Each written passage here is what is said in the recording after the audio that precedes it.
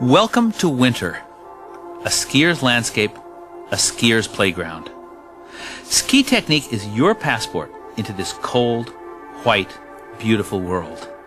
It's not an end in itself. There's only one reason to practice and perfect our ski technique, so that then we can forget it and really ski.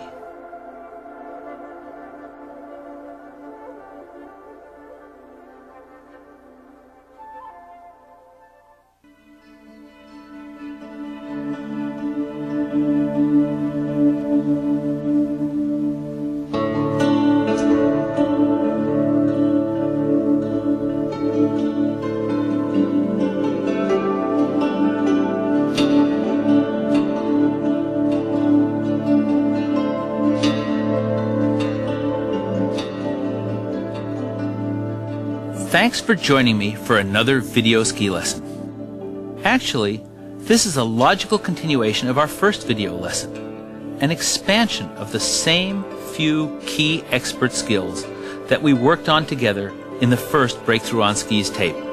Only now we're going to apply these skills to new terrain, to two of the most exciting challenges in skiing, bumps and powder. You know just what I'm talking about.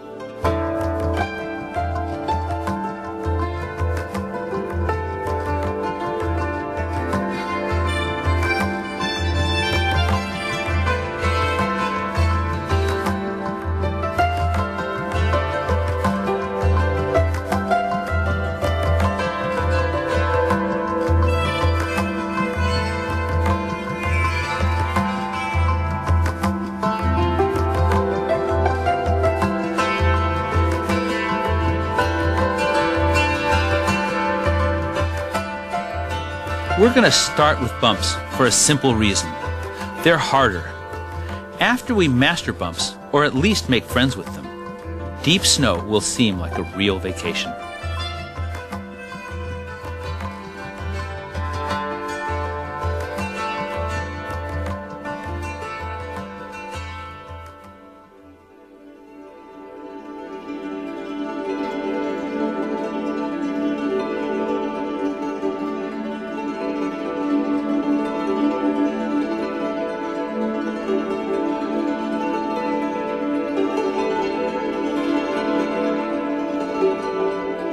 Bumps are everywhere, every day of the season, at every ski area in the world.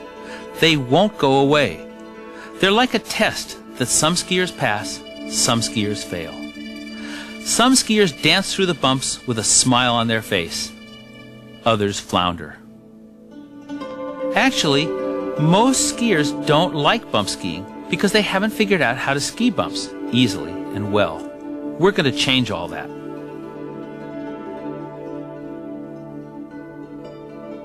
There's a myth in skiing that bumps are only for 20-year-old athletes with very strong knees. Not true. I'm 54 with a rebuilt anterior cruciate ligament in my left knee, and I love skiing bumps. I can't ski bumps like competitors do. Few people can.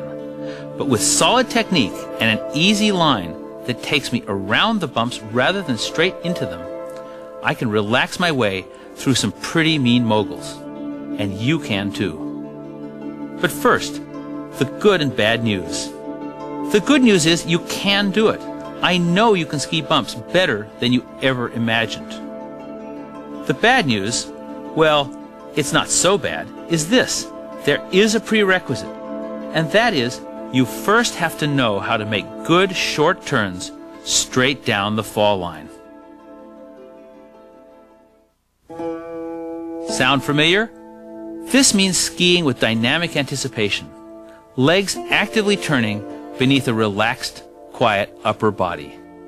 That was step 3 in our first Breakthrough on Skis videotape. And it's so important, so crucial, that I want to take a few minutes, right now, to review that pattern. You can skip ahead if you like, or review these anticipated turns with me. But one thing is certain.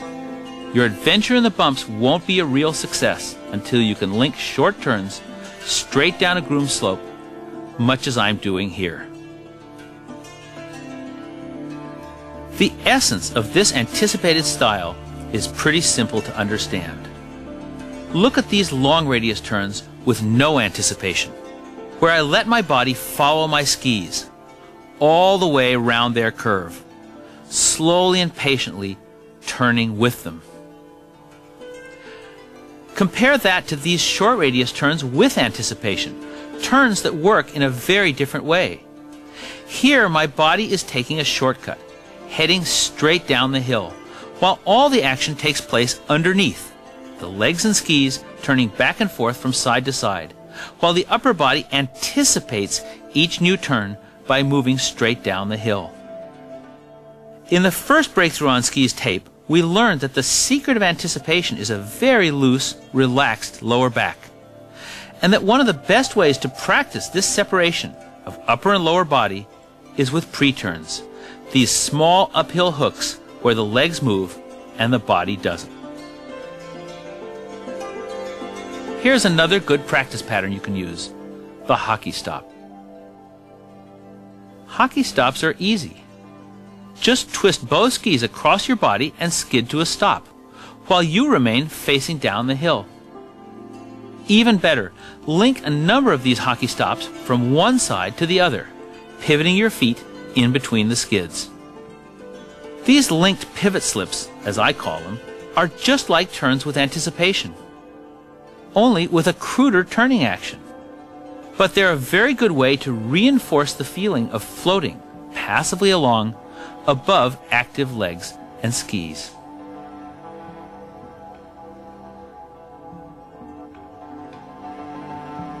If you're thinking this has been a very quick and superficial review of how we link short turns with dynamic anticipation, well, you're right.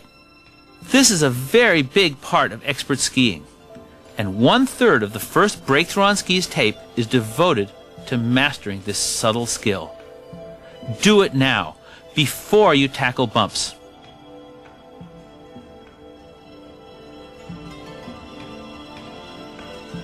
What I'm doing on this smooth groomed slope is really bump skiing without any bumps. If this feels comfortable, you're ready.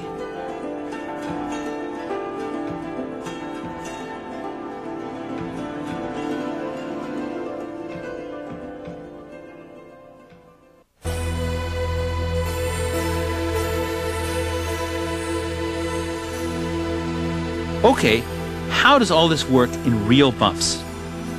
Easy, efficient bump turns have two critical parts: a slow, patient, anticipated start somewhere up near the top of the bump, and a strong but delayed finish well below the actual bump itself, which leaves us anticipated and ready for the start of the next turn. The key words are slow start and delayed finish. But even in slow motion, this is hard to follow. So let's look closer with stop action. Here I'm anticipated on top of the bump, ready to start my turn. I let my skis unwind smoothly down the hill, not a sudden pivot crosswise to the bump. And I continue turning smoothly around the bump, finishing below it. But the finish is actually the start of the next turn. I'm anticipated, ready to go. Once again, a slow start, letting my skis unwind from the anticipated position, dropping all the way below the bump before finishing this turn. In a word, I'm skiing around the bumps, not straight into them.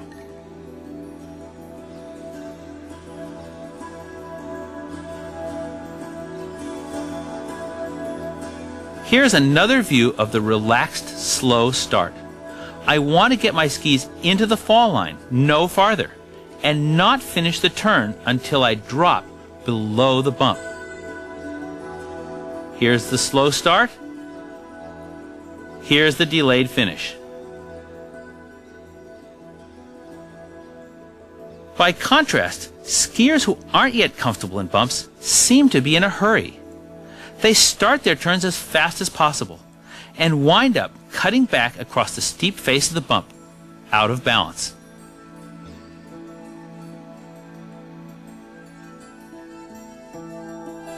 But so far I've been talking about and demonstrating only relaxed, easy bump turns. How about more exciting bump skiing? Watch this powerful run through very steep bumps by Aspen skier Jim Taylor. He starts each turn up on top of the bump, doesn't rush the pivoting of his skis, and finishes the turn below the bump.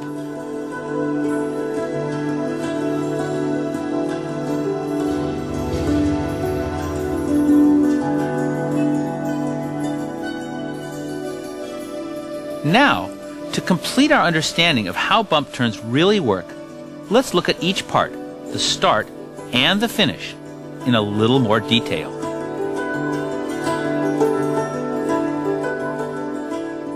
Here's what I call the crest of a bump. There's no single right spot to start your turn, but you do want to turn as your feet pass over this crest. Why? When I stand here on the crest of a bump, the tips and tails of my skis are in the air, and I can pivot them easily, with no resistance. This is what happens as I cross a bump, pivot my feet slightly, and drop into the fall line. Here we see the same effect in motion, and now in a close-up view. Another way to say the same thing is this: start your turns as the snow drops away. It takes less effort. Here, watch how I start each turn on the crest of a bump. And here, Jim Taylor does the same thing, turning as the snow drops away under his skis.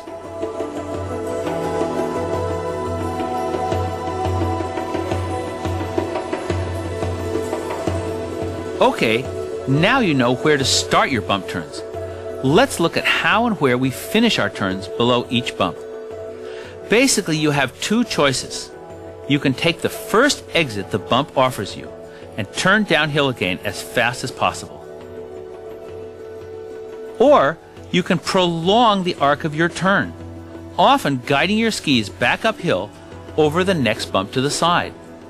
I call these two choices the fast exit and the slow exit from a bump. Here is a graphic representation of the two lines, the two exits, the two choices you face at the end of every bump turn. This red line represents the fast exit, the shorter line. Essentially, it's the path that water would follow if it were flowing around the bump and taking the first exit out of the gully at the bottom. The blue line shows a slower, more patient alternative, the longer exit. It simply means that you keep your skis turning longer in that generally smooth area between two bumps. Here's one way of looking at the fast exit line. As soon as I come around the bump, I plant my pole and turn down the hill into the first available gully. And here's the slow exit. I keep my turn going, steering my skis farther around, over the next bump to the side. This is the slower path, and this is how you can ski bumps as slowly as you want to. Now, let's look at the same two exits in super slow motion. First, the fast line. As soon as I come around the bump, I'm looking for the first possible spot to turn downhill again. And the slow exit line. This time I keep my turn going, wrapping my skis up and around over the next bump. It's the same old story. I complete my turn to slow down.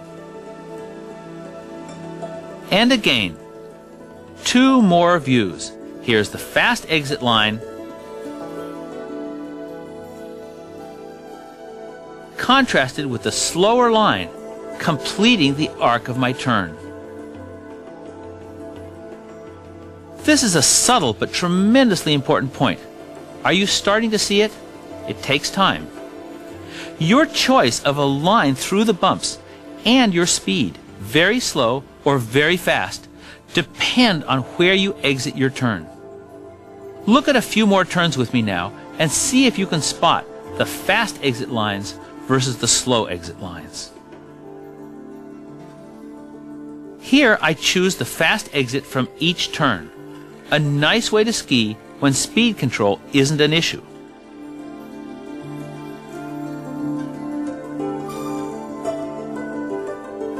And in this run, I do the exact opposite. I complete the arc of each turn. A slow, patient way to ski bumps, what I've called the slow exit or slow line. Most of the time, of course, I mix it up, taking the long exit or the short exit for each bump as the spirit moves me or as the terrain dictates, depending on whether I feel lazy or aggressive, depending on how steep and challenging the slope is, or how easy.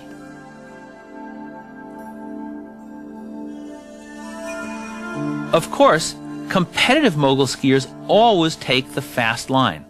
They have no desire to slow down, quite the contrary. But I do, and I suspect you do too, at least some of the time. And now you know how. By finishing your turn underneath the bump. Okay, that's enough theory. Now that you understand bumps, our next job is to learn to ski them.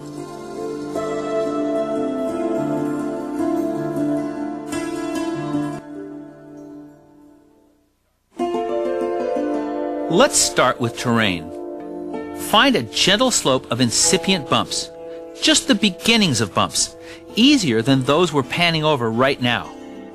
I call such baby bumps bimps, and I want you to practice the timing of the start of your bump turns here, far from any crisis. All I'm doing is pivoting my feet, ever so slightly, as I cross over the high spot or crest of these incipient bumps, and that's it. My skis respond with very slight turns, slight changes of direction, following the slightly curved, hollow shape already there in the snow in front of me. The purpose of this exercise, and that's all it is, an exercise, is twofold. I want you to tune in to the split second when your feet pass the crest of each mini bump. That's the moment when a very small foot pivoting action can have the maximum result. And second, I want you to feel how the rounded, gully-like shapes in the snow are actually steering your skis for you.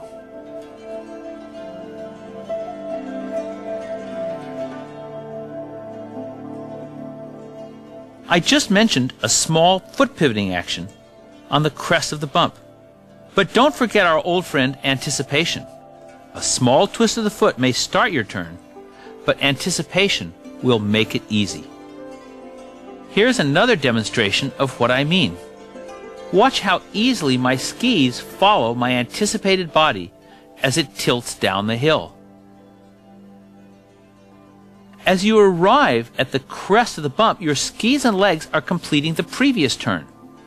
Maximum anticipation. The rest is unwinding, letting the skis follow the body down the hill.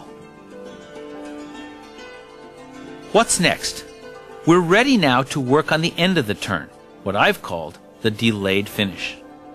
But it's hard just to wait until your skis have dropped below the bump before actively finishing your turn. So here's a game you can play to build this habit, build this patience. I call these hesitation turns. They're easy. Start a turn, go straight, then finish. Start your turn, hesitate, then finish. Naturally, I'd like you to practice these hesitation turns on a smooth, groomed slope. This is not good skiing per se. The idea is simply to defuse any tendency we might have to rush into the end of our turn.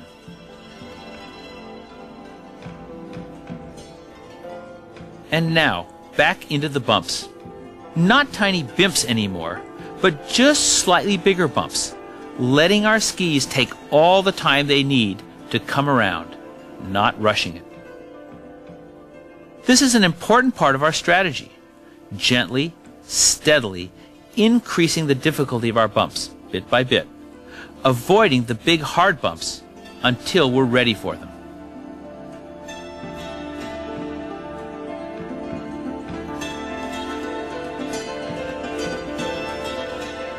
If it doesn't feel perfectly comfortable yet, and it won't, that's because we still need to add something. I'm talking about pole action. Your poles serve to synchronize your movements with the shape of the bumps, like this. In bumps, I'm constantly reaching down the hill with the pole that I'm about to use. Reaching straight downhill helps keep my body anticipated, makes me face more or less down the hill. But as soon as my legs and skis begin to pivot, a new hand and pole come into play. Reaching like this from the very start of each turn moves my whole body forward and down the hill, so I don't get left behind when my skis accelerate downhill on the far side of each bump. It's only a small cocking of the wrist, but it is crucial. Get the basket of your pole ahead of you, early. And don't think reaching with your pole is just a learning strategy. Skilled bump skiers are constantly flicking their poles ahead of them, as these images show.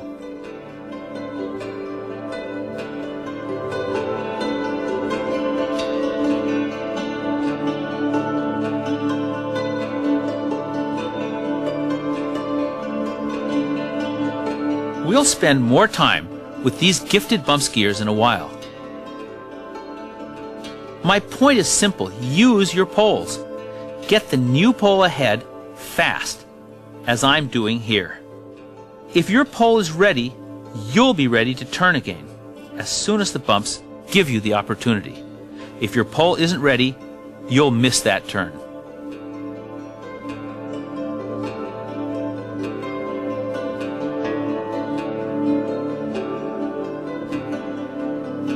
And now you're ready for the sort of comfortable bump skiing you see Linda Waidhofer doing here. In our first Breakthrough on Skis tape, I introduced Linda as my best friend. She's also my wife and true love, and my favorite skiing companion. Linda does not think of herself as a bump skier. She isn't. But her efficient, gentle technique lets her float through most bumps.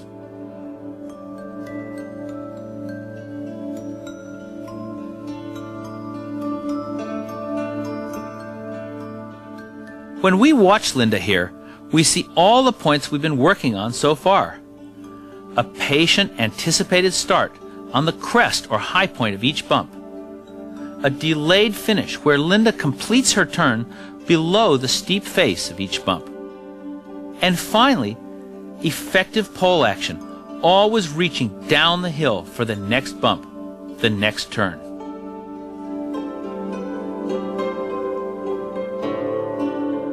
It's easy, it's graceful, and it works. But of course, it's not yet the whole story.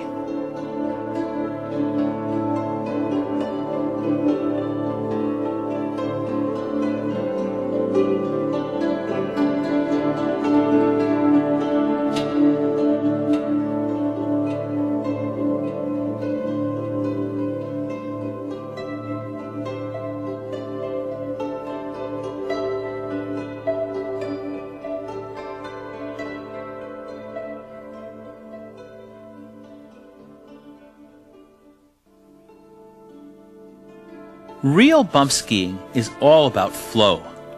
Continuous turns down the hill, no pauses, no breaks. But so far we've talked mainly about individual turns. How do you put together long, satisfying bump runs? The answer is twofold. You need effective speed control, so you don't just go faster and faster, from turn to turn until you blow up. And you need a good sense of your line, a feeling for how to thread the best possible path through this white obstacle course of bumps.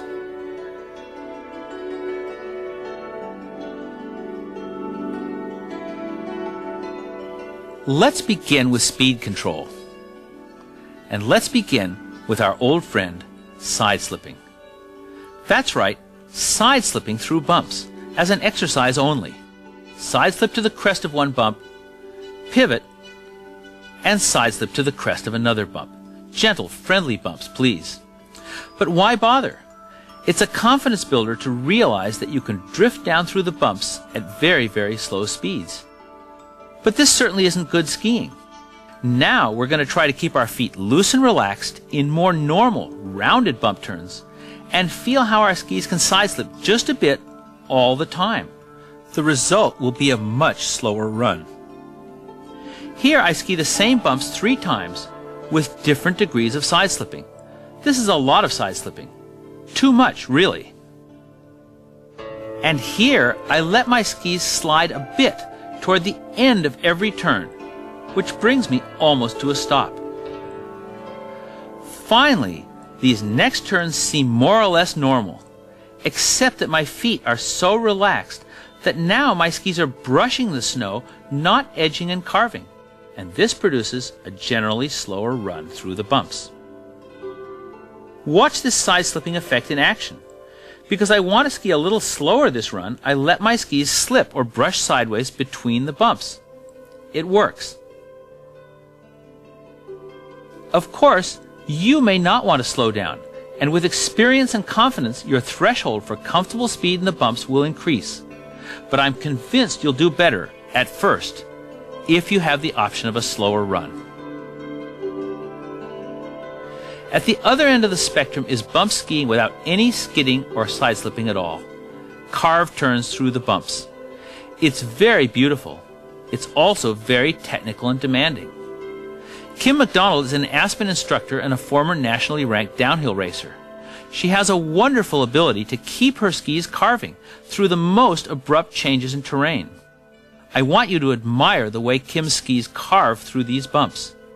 But don't get discouraged if you can't do it for a while. A little side slipping can be a big plus at first. An even more important factor in speed control, however, is finishing your turn. That long exit line from the bump we talked about earlier.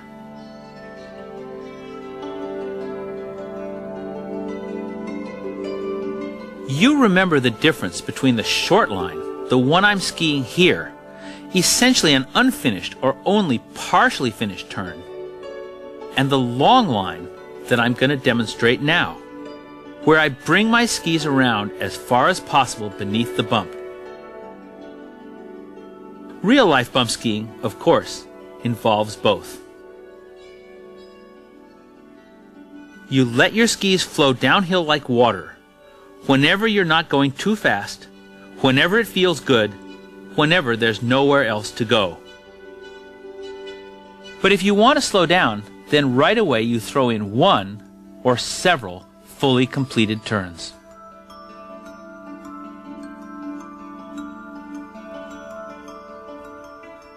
Real-life bump skiing also takes place in real-life bumps, like these. They're not perfectly shaped, not regular or rhythmic, so you must constantly adjust your line, take advantage of attractive shapes, and avoid the ugly ones. And this is the way I did it on one run, filmed here at half speed. A couple of short turns to enter, and then I decide to change my line by moving to the side. But still, it looks like short turns, and a couple more quick exit lines brings me to a zone of bigger, more rhythmic bumps, where perhaps I can round my turns out and follow the long exit line. I do. This is a very natural section of this run, but like all good things, it comes to an end. And I'm back in a zone of less well-formed bumps. So now it's time for a couple of quick short ones. I change line once again, moving to the side, and I'm still using the short exit line as I finish this zone of smaller bumps. It's different every time. You can't plan a whole bump run from above, but you can and should look for the first couple of turns. You can also try this trick. Break your bump runs down into short, manageable sections. Here I'm skiing 3 turns and then I'll come to a stop. Next time you ski this slope, ski 5 turns or 6 or 7 turns before you stop, stretching it out each time. This approach is much less intimidating than trying to plunge down through a forest of bumps, top to bottom, the very first time you see them. Skiing these shorter sections in good style will build your confidence as you practice adjusting your line from one bump to the next. Soon you will be skiing bump runs from top to bottom, fluidly. That's been our goal all along. Great runs, not just great bump turns. Flowing down through the bumps as though you really belong there. And now you do.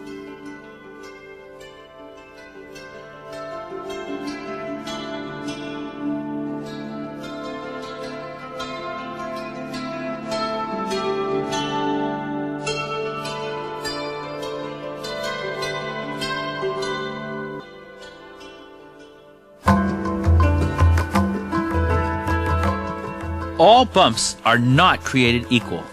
Some are friendly, some are not. No matter how good a bump skier you become, you can always find bumps that will challenge you. Here, Aspen instructor Katie Harvey and Jim Taylor ski a bump run that looks and feels like a vertical wall.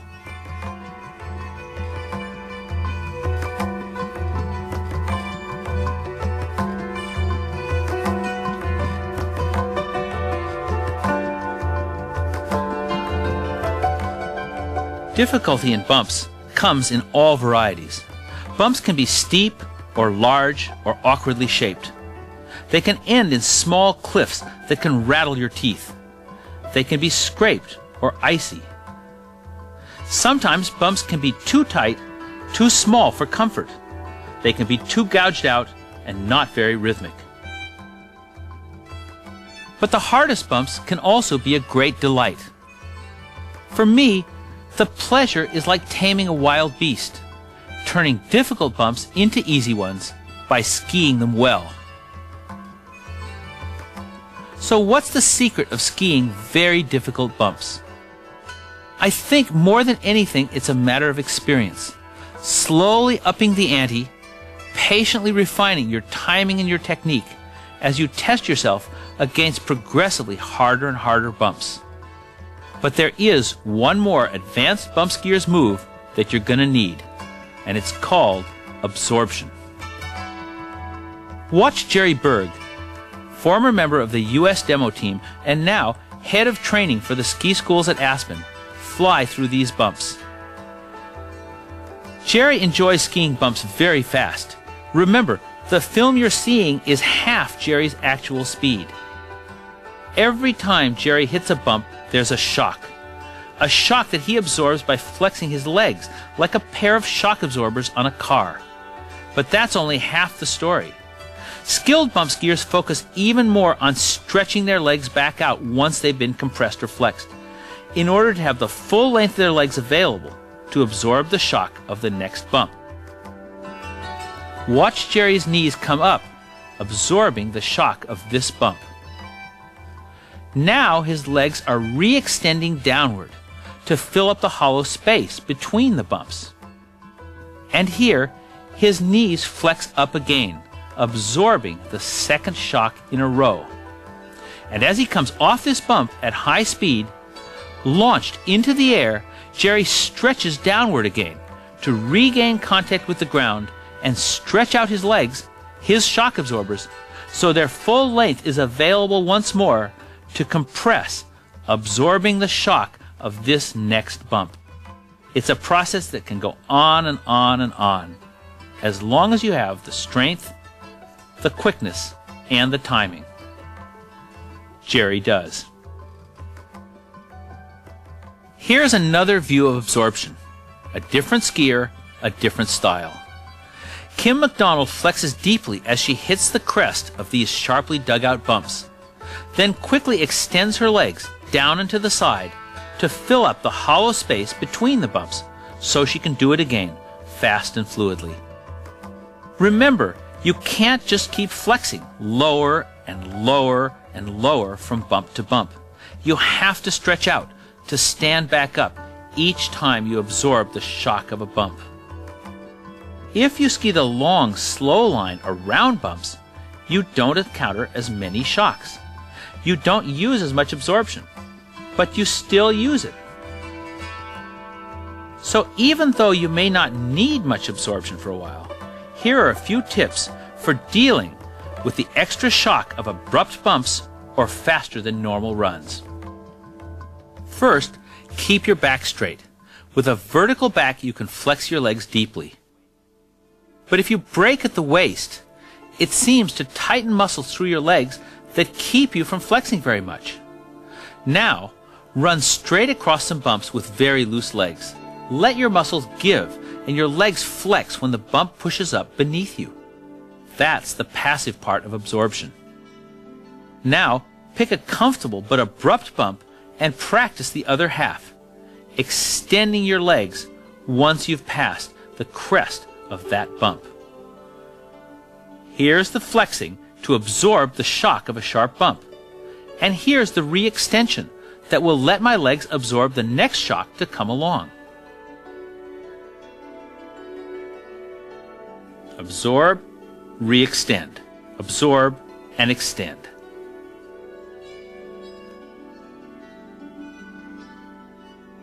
Remember, absorption is not a universal technique, something you add to each and every bump turn. Instead, it's a skier's response to the sudden pressure of a bump underfoot. Use it only when you need it, but not necessarily in every turn.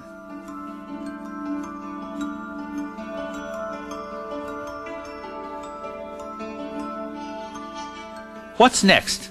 I'd say that's about it. You already have the basics. The rest is a matter of practice and perseverance. Paying your dues, then improvising. Slowly pushing your limits to see where your limits really are. Bumps are an open-ended challenge. There's always a harder, faster, fiercer line waiting for you if you want to accept that challenge. If not, just relax and play. A relaxed, anticipated start, a delayed finish, and strong rhythmic pole action are your keys to easy, pleasurable bump skiing. It doesn't have to be a battle. But let's end our video apprenticeship in the bumps with a couple of images of high drama. Katie Harvey, skiing through bumps as tall as she is.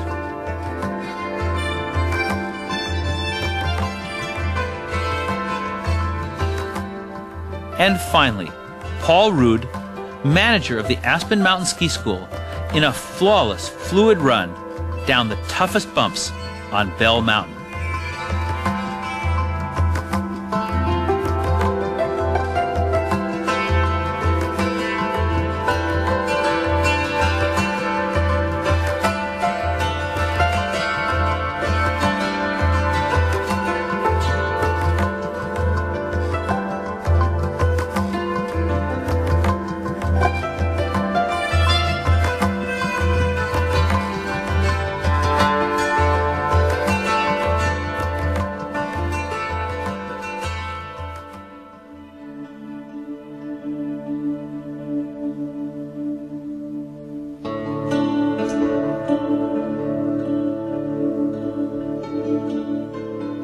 Everything they say about powder is true. It is an ultimate ski experience, as close as we'll ever get to weightlessness, to flying.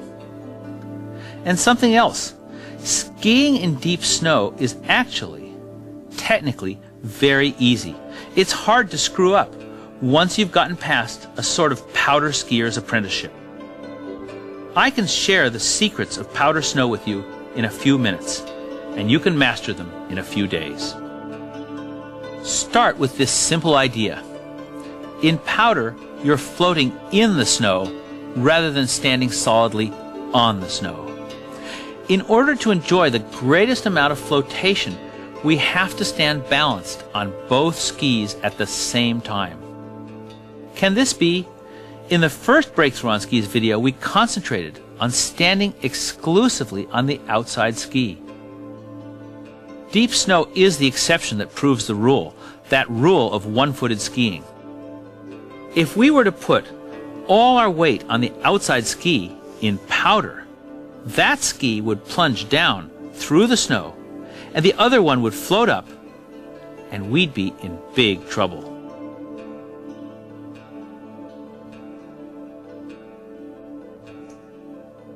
The second secret of powder snow is this: it's a slow motion sport. There's so much extra resistance from the deep snow that if you make a sudden, jerky movement, you'll probably fall. That's why good tracks in powder always look so smooth and sinuous. To overcome this extra resistance of deep snow, powder skiers often unweight their skis, make them light, with smooth, powerful upward movements, as Jerry Berg is doing here. But the overall feeling is still that of living the powder life in slow motion. Everything takes longer. Your skis take longer to come around in the deep snow. It's a wonderful feeling. And finally, you guessed it, skiing the fall line, skiing straight down the hill in powder snow, calls for anticipation. That same dynamic anticipation that opened the door to bump skiing for us. Active legs and skis beneath a quiet upper body.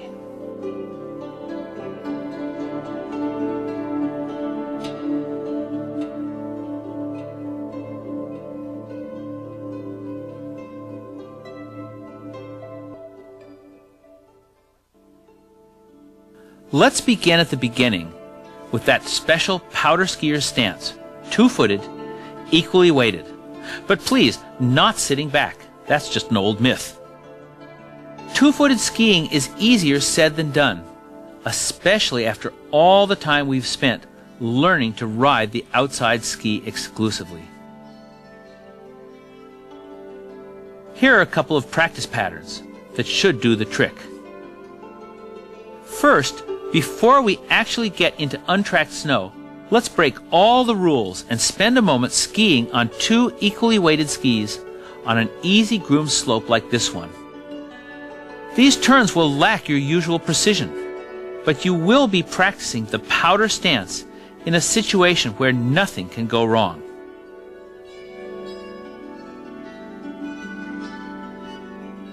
Now, something similar in real untracked snow. Go straight across the hill and bounce up and down on 2 feet, 2 skis. Feel the security of a two-footed platform underneath you.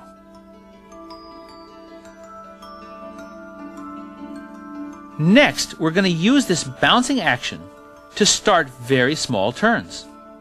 As the bounce lightens your skis somewhat, turn both feet just a little, then do it again. I'm assuming you have a comfortable, not too steep slope to practice on, so that you don't need to finish your turns strongly to control your speed.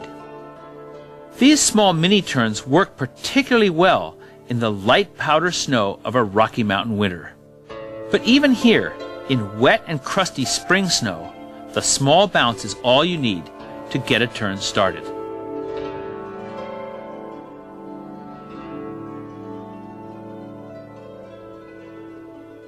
What's next?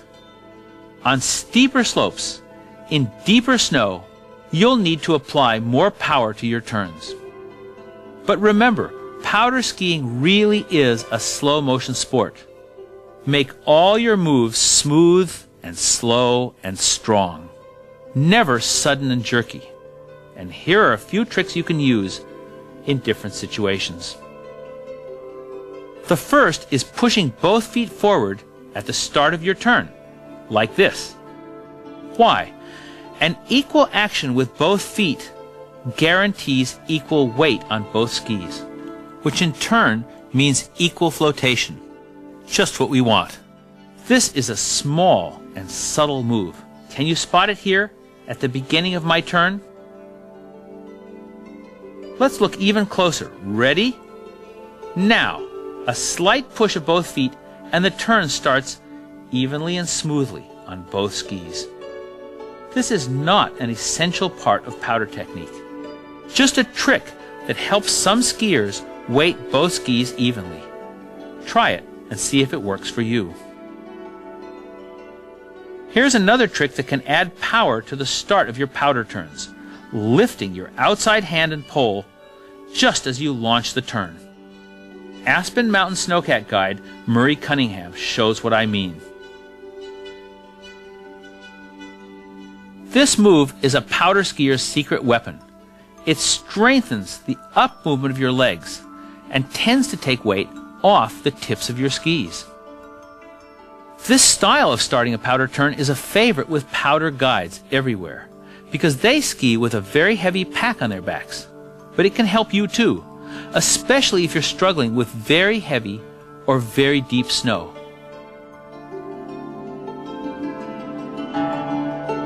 Still, I wouldn't overdo it. Keep this powerful lift of the outside arm in reserve, and instead start most of your turns with a simple up motion, like this.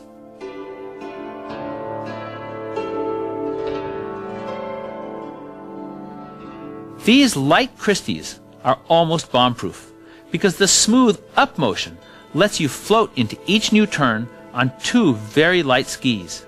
Skis that won't hang up in deep or wet or heavy snow. These turns always work, here in heavy, wet spring snow, or in waist-deep powder.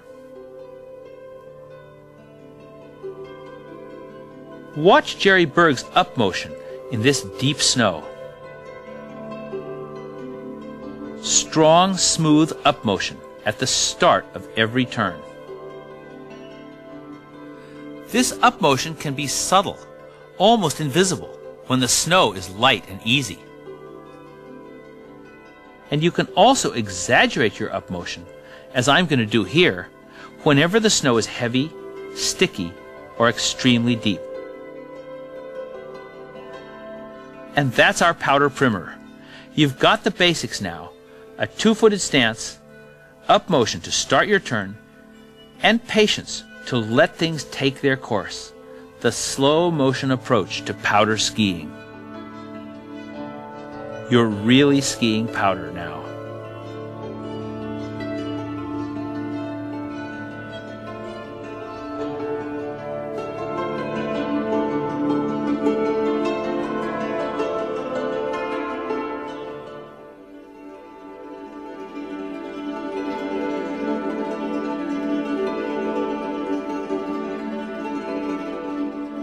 You're almost there, but not quite.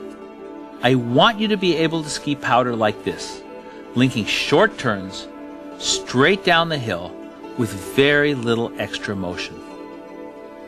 For me, this is the final step in powder technique. I'm no longer using any up motion to start my turns, but instead a kind of a three-dimensional movement within the snow, retraction and then extension of the legs beneath my body. This move is hard to film clearly, and it's hard to explain, but I'd like to try. In this form of advanced powder skiing, I finish each turn not by coming farther around, but by extending my legs downward into the snow. In effect, sinking my skis deeper into the powder.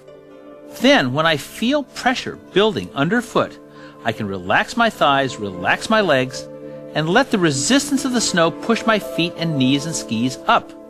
This is the retraction. As my legs float upward, I can turn my skis in the new direction and then re-extend downward to finish this turn. And on it goes, an accordion-like flexing of the knees beneath the quiet upper body. Let's take a look at this pattern in stop action. Here's the retraction. My legs float up, pushed by the pressure of the snow. I turn my skis in the new direction and then re-extend down into the snow to finish that turn. And I continue with the same pattern. Retraction, extension. Fold the legs up, push them down. Were you able to see and follow this interesting movement of the legs? Flexing upward to start the turn, then re-extending downward to finish it? I hope so. Here's a way you can learn and practice this style of powder skiing. We'll start with the extension of the legs down into the snow, and we'll start by practicing a few very special uphill turns. Traverse across a powder slope, flex deeply, then turn uphill to a stop by extending your legs, pushing your skis down and away from you like this. Then try the same uphill turn from a steeper traverse. It looks and feels strange, but this is exactly what I'm doing inside the snow on a steep and deep powder run. And finally, the same turn from the fall line now. Flex and extend to stop. Your task now is simple and enjoyable. Go powder skiing and try to recapture that same feeling in real continuous turns, extending your legs and feet downward into the snow at the end of each turn. As with absorption in the bumps, this downward extension is more important than the flexing or retraction. Actually, your downward extension creates a sort of invisible pressure bump under the snow, under your feet, that pushes your legs and skis back up for the next turn.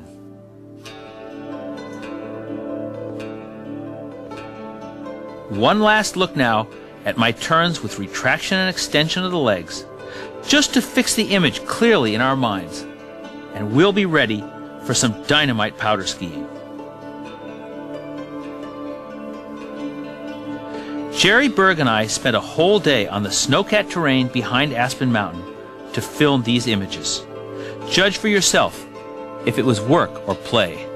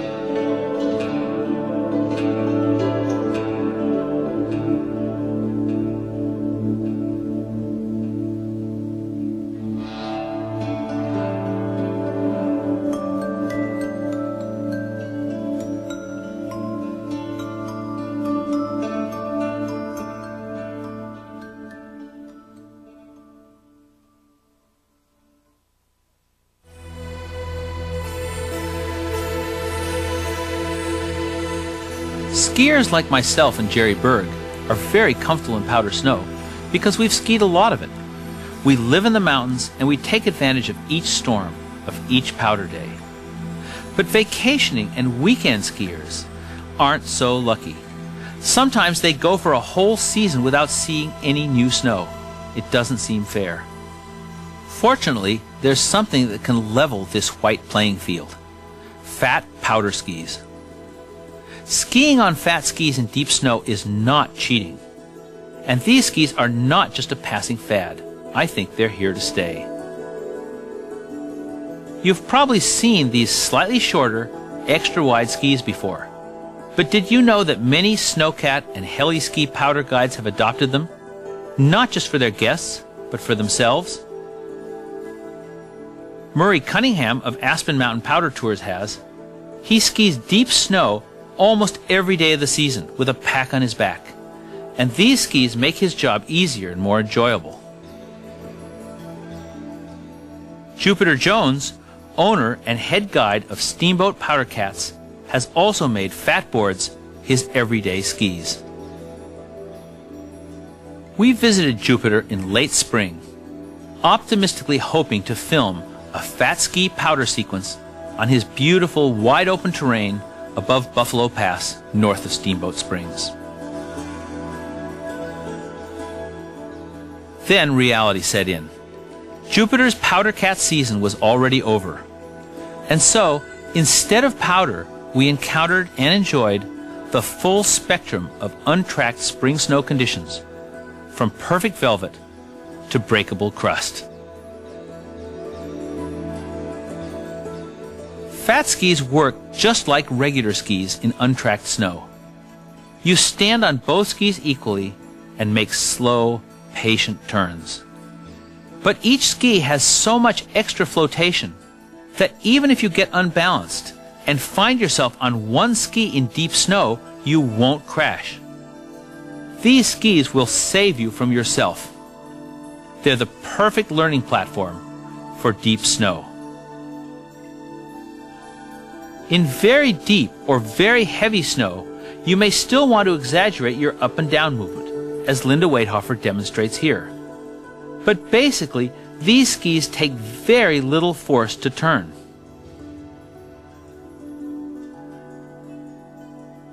And fat skis offer one more advantage to very skilled skiers. They will float you right over the top of some really terrible snow conditions. These next images show Linda, Jupiter, and me skiing some very unpleasant breakable crust. Unpleasant, that is, on normal skis. Our fat skis don't shatter the crust as much, and don't get trapped beneath the crust as conventional skis would. They make it a pleasure to ski really bad, variable, wild snow. Just looking at this film, it's hard to imagine how challenging the snow really was. The only clue that we're skiing breakable crust is the chunks of snow rolling down the slope behind us. Like I said, fat skis make it easy.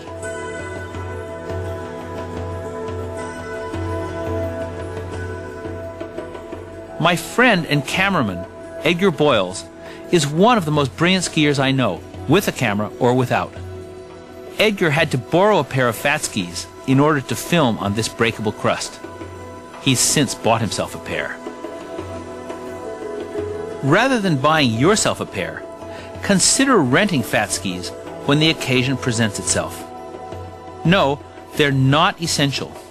I usually ski powder on my everyday skis, and all the other powder skiing in this video was done on normal skis.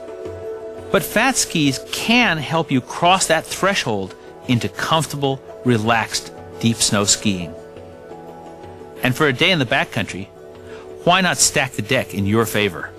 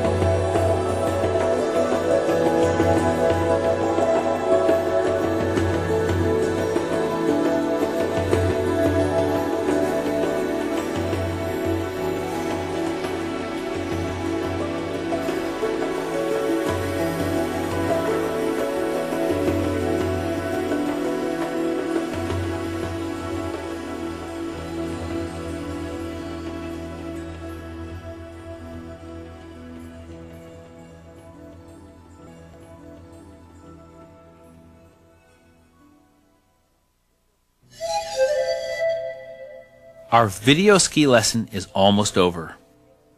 Together, we've taken the basic skills of expert skiing from the first Breakthrough on Skis tape and applied them to the special worlds of bumps and powder. Congratulations, 2 new breakthroughs. Remember, it takes time to turn technique into habit. It doesn't happen in one run, no matter how good. But it's worth your time, worth your patience, worth your commitment. Your reward is the whole mountain, all snow, all terrain. Your skis, your choice, your winter. Enjoy.